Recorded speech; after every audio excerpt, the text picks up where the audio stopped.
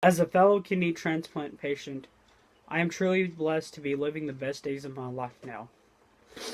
On October 11th, 2018, I went into surgery about 2 p.m. and came out about 8:30 p.m. Within the next 2 days, I was walking again. Right beside me was my best friend. I went home a week. I stayed in the hospital about a week or so, and then I went home. Because of the donor, I am living my best days of my life. So today, you can become a donor, and so donate a kidney, or you will become giddy. In the United States, about every 14 minutes, a person is added to the list. Within the month, 3,000 people are added to the list. An average wait time for a kidney transplant is 3 years. It depends on how healthy you are and if there's an organ donor matching you. For me, I waited about 5 years between freshman in high school and freshman in college. I think what helped me maintain those 5 years was drinking enough water, being a good patient, and not having to go on dialysis. On January 1st of 2016, 100,000 people were added to the list. With the numbers increasing, I believe the numbers of donors should increase, because if not, the 13 people that die a day could increase up to 15 to die a day, or 30 people dying a day, and we don't need that. So donate a kidney or become giddy. Many ways to become a donor. Some of the most common are provided in this video. First, you can go online to www.donatealife.net, or you can go to your state online registry form if your state provides this.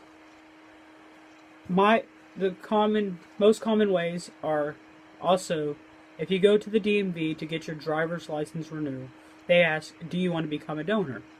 And most people say no, but providing this video, hopefully some will say yes. My donor was a driver's license donor because she was involved in a car accident, and the police on the scene read her driver's license, or the first responders on the scene read her driver's license, and it said, I am a donor, and it gave her blood status and all this stuff. You can also sign a donor's card at the DMV or any local state offices, I'm guessing.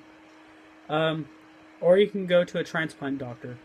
I knew a couple people who went to my transplant doctor. They weren't a perfect match for me, but they were a perfect match for other people. And with them going to the transplant doctor, they saved a life or two that day. Donor, you can donate and save a life.